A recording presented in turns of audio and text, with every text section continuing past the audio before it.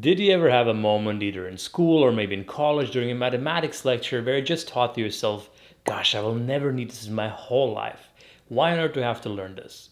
And you're probably right, because I think a decent fraction of all the college level math and a small fraction of high school level math is exactly that. Useless. And there's a good reason for this, because you see, math textbooks are usually written by math teachers.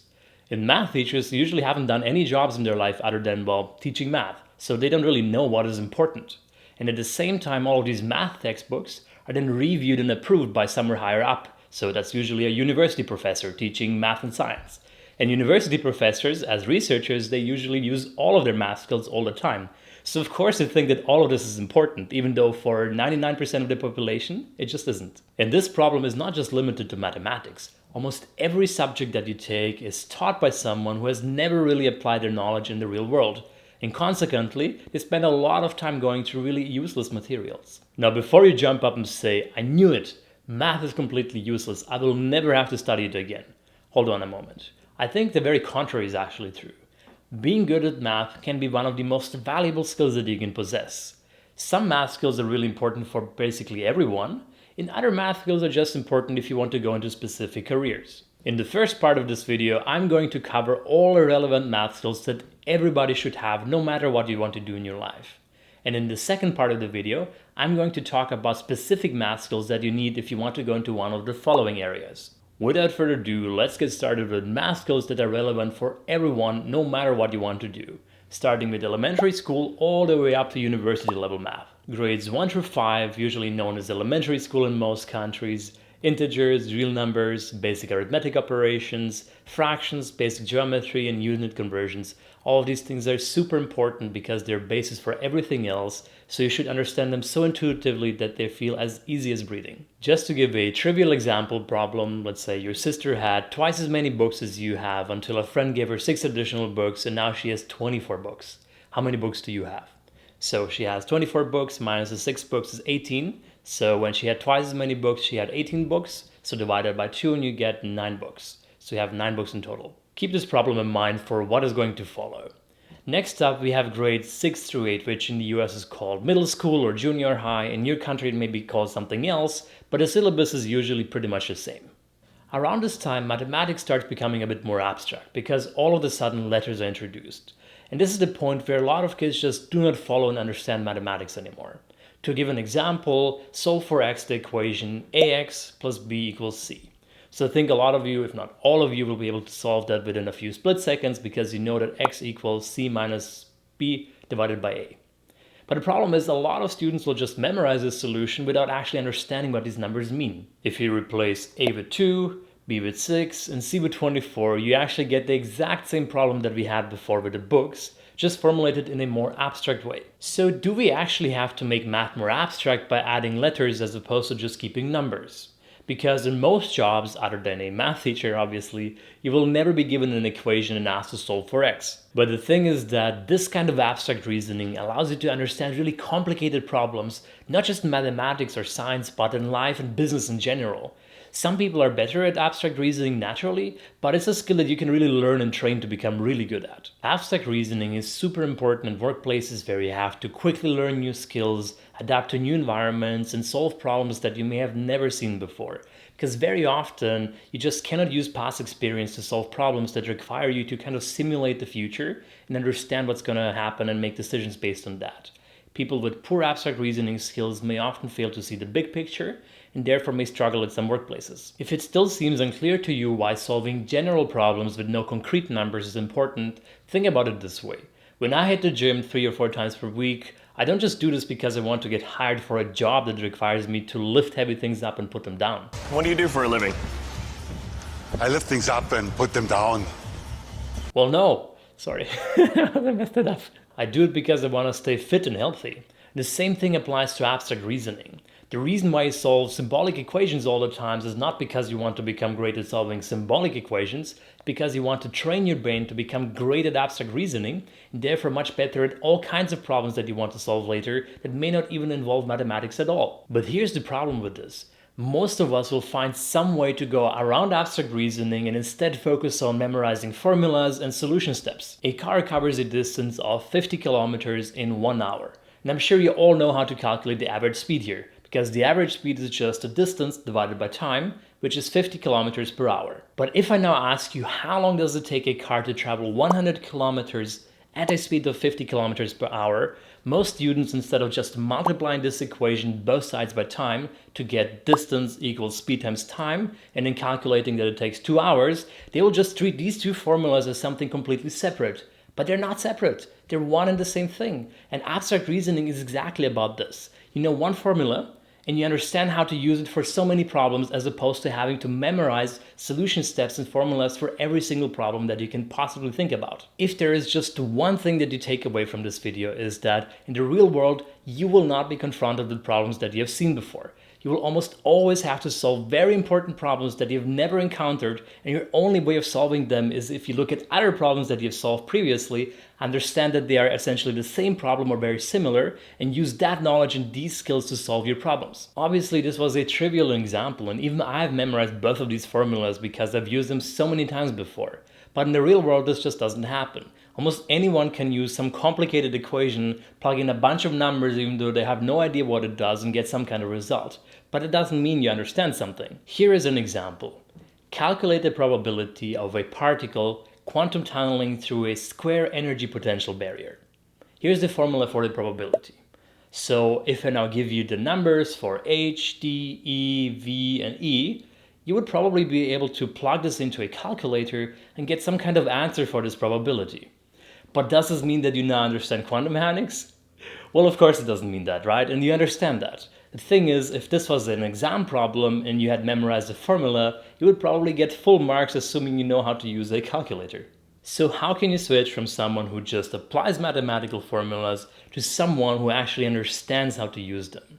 The key here is that you should learn to solve more and more complicated problems without having to learn any new mathematical tools. You see, in school, the curriculum just requires teachers to constantly teach you new mathematical tools without actually showing you how powerful these simple tools are and how they can be applied to solve very complex problems. I made a separate video about this called How to Understand Math Intuitively, so make sure to check it out afterwards. To give you a little example, here's a problem which anyone who has finished more than 8 years of school should be able to solve without Googling, without using a calculator. The United Kingdom's total government debt is $1 billion. True or false? Now go ahead, pause this video for 30 seconds, take your time to think about it, and write in the comments section whether or not you think this is true or false, and why you think so. If you are not able to tell that this number is completely impossible and doesn't make any sense, you've got a problem, my friend. And I know what you're not thinking. Probably you would say, well, but Samuel, I know nothing about British politics and foreign debt. That may be true, but I can guarantee you that if you finished 8 years of school, not even high school, and have been living under a rock for the past several years, you have everything that it takes to solve this problem with no calculator and without Googling. Here is how. So $1 billion. That's a number with 9 zeros, and I know it's very big, so I really don't blame you if you don't really have an intuition for understanding this. So what can we do to this number to make it a bit more comprehensible or intuitive to understand? Well, why don't we go ahead and divide this number by the total population of the UK to find out how much it is per person. So, what is the population of the United Kingdom? Well, I don't really know an exact number, but with some reasonable guesses, some general knowledge, you should be able to make an estimate, at least within an order of magnitude, of the population of basically every country in the world. So I grew up in Croatia, which is a small country with roughly 4 million people, and I know that the UK is at least several times as large as Croatia. So as a lower limit, I would say the UK has a population of at least 10 million people. When it comes to the upper limit, I know that the UK has a smaller population than Germany, and Germany has less than 100 million people living there. So as an upper limit, I would say there's no way that the UK has more than 100 people living there. So the range for the population is therefore 10 million to 100 million people. So this is a 1 followed by 7 or 8 zeros. So if we now go ahead and divide $1 billion by 10 million people, we're going to get a number with 2 zeros, or $100. And if you divide $1 billion with 100 million people, we're going to get a 1 zero. That is $10. So what I claimed essentially was that the total foreign debt of the UK's government is between $10 and $100. And there's just no way that this is true. Because think about it, the UK is a wealthy country. And there have been big stories in the news over the past years of foreign debt crisis and how big of a problem that is. And if every citizen could just give $100 to the government to solve the entire foreign debt crisis, then that would be just way too easy. And as you're saying, if it was that easy, it would be your mom. No, if it was that easy, obviously we would never have any foreign debt crisis at all, and this would never even make it to the news. If you're curious about the actual numbers, the total debt of the UK's government is around $2.6 trillion, which divided by 67 million people gives us an average of 39,000 per person living in the UK. And as you can see, that's a rather serious amount, so the foreign debt crisis cannot exactly be solved by just some people gifting $100. If you are curious about how I generally approach such problems and even much more complicated problems, you can have a look at my video called Problem Solving Strategies, which talks about a strategy developed by one of the greatest scientists of all times who managed to solve incredibly complicated problems by using methods which almost everyone can implement. Before moving on to talking about high school and university level mathematics, let me briefly mention something about calculators. So when I was around 9 years old in elementary school, I asked my teacher, so why can't I use a calculator? It makes everything so much easier. And her response was, well, Samuel, not always in your life will you have a calculator in your pocket whenever you need it. Well, joke's on her, obviously, but I do agree that we shouldn't use calculators until late in high school, and even then we should still try to make as many calculations as anyhow possible in our heads or using a pen and paper, as opposed to just typing everything into a calculator. Not that you won't always have your phone calculator in your pocket, no doubt about that, but it is more about understanding math, like the numbers intuitively, having a good feeling for orders of magnitudes. For example, in business, you will often have to make many small decisions very quickly, and you just won't have the time to really run the numbers or do any calculations. And if your understanding or feeling for numbers is just off, you might end up making many poor decisions as a consequence. Alright, this concludes grades 1 through 8. As a summary, everything that you learn in mathematics in the first 8 years of school is important. Just make sure that you intuitively understand it as opposed to just memorizing solution steps and formulas. Next up, grades 9 through 12, which is also known as high school in most countries. So here math becomes a little bit more specialized, and at least I personally would argue that some parts of high school math just aren't really important for everyone. So I'm first going to cover everything that I consider to be relevant, regardless of what career you want to go into. And then I'm going to talk about these 4 areas and what you have to know if you want to go in that direction. Let's get started with basic algebra, which includes linear equations, tables, graphs, and how to apply all of this to real-world situations. Now the thing is that linear equations may not have direct practical applications in most careers, but it's a tool which is used for other parts of mathematics that is actually important, so you should definitely know this. Tables and graphs are also super important because they allow you to understand more complex information in a simple manner. For example, we are not really able to just look at tons of raw data and get an idea of what is happening in there, but if some statisticians use that data to make nice plots, then it's much easier to interpret what's happening. For example, if you want to buy a house, it's super important that you understand the housing market data. And the way you do this is you just analyze trends and statistics from your area. In that way, you can make much smarter financial decisions. Next up, geometry. So geometry can be super useful for understanding spatial relations, for getting a better idea of the world around you and making better estimates, which you'll have to do a lot of times in your life. The thing is, a lot of people learn geometry by just memorizing formulas and solution steps, and in that sense it's not really useful. Also, practicing a lot of geometry can be great mind exercise and therefore improve your cognitive abilities. There are also some parts of geometry which at least I personally don't consider to be super useful. For example, I spent 1 month in high school learning about ellipses and hyperbolas and all their focal points and areas and that stuff. And there are some applications maybe in physics, mathematics, and maybe data science, but beyond that I don't think it was really necessary. Next up, intermediate algebra, including sums, polynomial equations, exponentials, and logarithmic functions.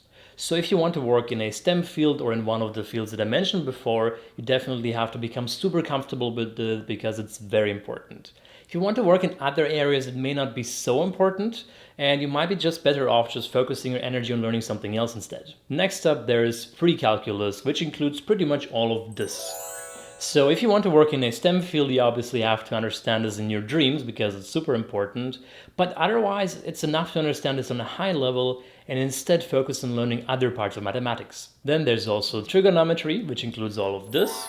Again, super important if you want to go into STEM. Otherwise, learn it on a high level but focus on the next topic. And finally, we have probabilities and statistics. Probabilities are certainly the most important aspect of mathematics that you can learn in high school, because understanding this inside out can help you so much in your career, no matter what you decide to do. Everything that happens around us happens with some uncertainty level. So whenever you make any kind of decision in life, not even mathematical decisions, you will always have to weigh some kind of probabilities, conditional probabilities, expected values, sometimes by explicitly calculating the numbers, but most of the time in life you just do it intuitively because you just have a good feeling for numbers. So just to give you a little example of how I use probability in real life, I recently purchased one of these automatic vacuum cleaners that just drive around your apartment and clean everything.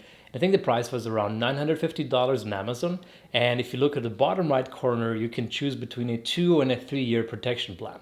So now the question is, should you actually take that? I mean, some people may have principles to either never take insurance or to always take insurance, but I would argue that's not very smart, because sometimes it's a good deal, and sometimes it's just not a good deal. So what you need to do in that case is you really need to estimate what is the probability that that insurance will actually be worth more money than you're paying for it. And in the end, I realized that it doesn't actually add up and there's no point for me to buy that insurance. When it comes to statistics, it is super important that you understand all the basics, such as expected values, correlations, means, medians, Gauss distribution. All of this will allow you to make much smarter decisions in your life. There is one major problem with statistics though, which I'm going to talk about in a bit. And finally, we have arrived at university level mathematics. So know that based on the statistics of my YouTube channel, most of you are either about to go to college or are already in college, so this may be the most important part.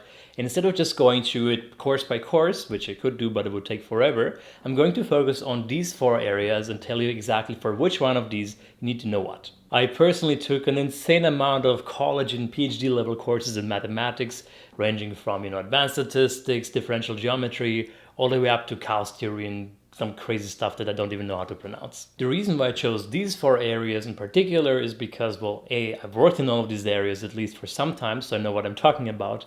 And B is I made a Instagram and a YouTube survey where I asked all of my subscribers what exactly they're interested in, and I found that roughly 90% of you guys are either interested in these areas or already working in them. Over here are some of the actual responses of my Instagram survey.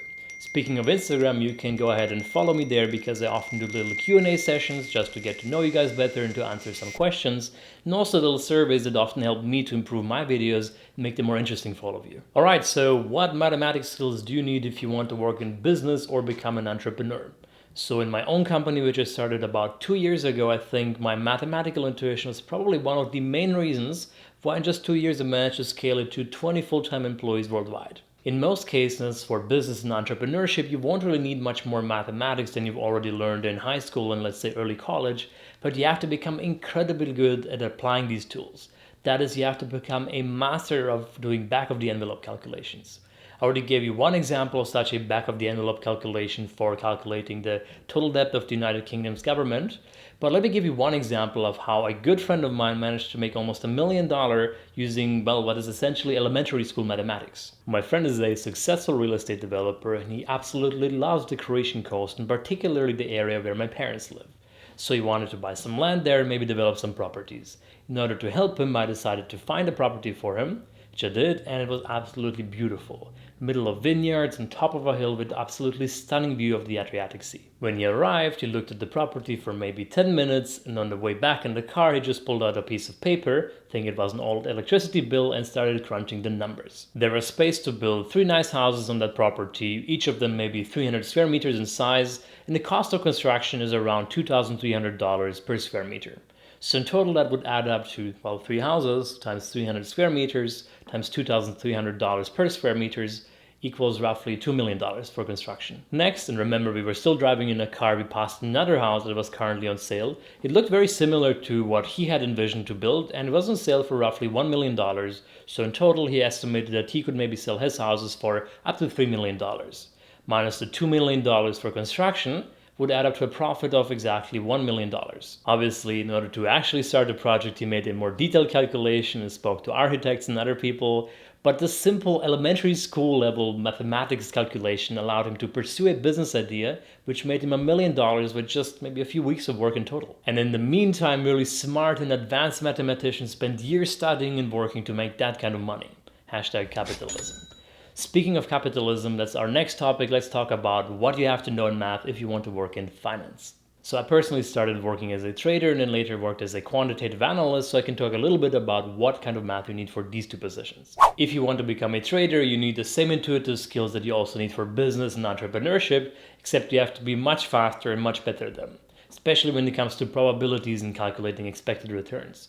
If you're more curious about this, you can have a look at my video where I talk about how I made $15,000 per month for a trading internship working for a hedge fund in London. Almost everything in finance is modeled with the log normal distribution, so make sure you become an absolute expert on that. Also, most old school trading, which is not done with computers, is still done without any super advanced math. So I, as a theoretical physicist, obviously used quite a lot of it, but most of my colleagues weren't really relying on any advanced statistics. They just relied on some back-of-the-envelope calculations and other simulations. If you want to become a big trader on Wall Street making a lot of money, then I definitely recommend you to look into advanced high school level math competitions, even if you're already in college. And just become really good at solving these problems, especially the ones in probability and statistics. If you want to know more about this, have a look at my How to Understand Math Intuitively video. Quantitative analysts, on the other hand, don't have to be as fast as traders, but they have to be way more knowledgeable in advanced math. So if that's your dream career, make sure to take all of these super advanced statistics and probability theory courses in college. Alright, so next up are machine learning and data science. You may have already noticed the pattern here. As we move down the list of jobs, you always have to know all the math skills from the previous job, plus a bunch of new ones. Also, even though I worked in machine learning for several years, I've never worked as a data scientist, so I received some help from my friends who worked for Microsoft, Google, and many other companies as data scientists. For machine learning and data science, we obviously need everything that we already talked about, that is particularly statistics and probability. Data scientists actually apply statistics, so obviously need to know statistics.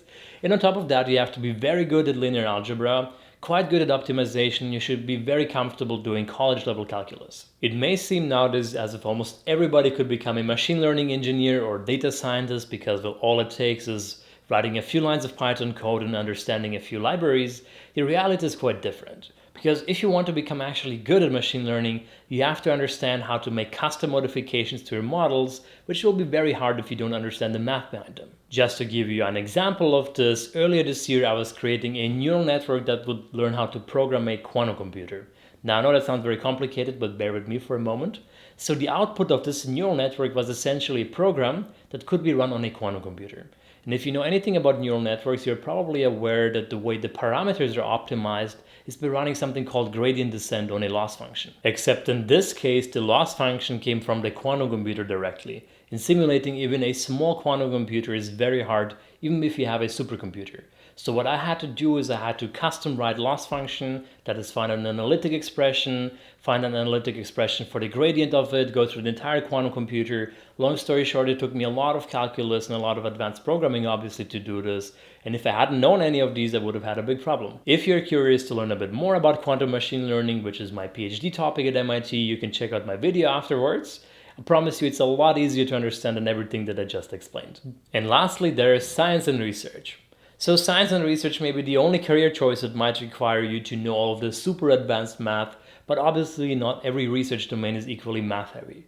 So some domains may require you only to know some basic statistics, while other parts, such as maybe theoretical physics, which is what I studied, might require you to use super advanced math every single day. Having said this, just learning tons of mathematical tools may sometimes not even be super useful. You may just be better off by focusing on a few more basic mathematical tools and becoming really good at applying them, as opposed to just collecting so many things and so many mathematical tools that just dust on your shelf and you never actually use them. The main takeaway of this video is learn to understand probability and statistics intuitively and become really good at doing back-of-the-envelope calculations.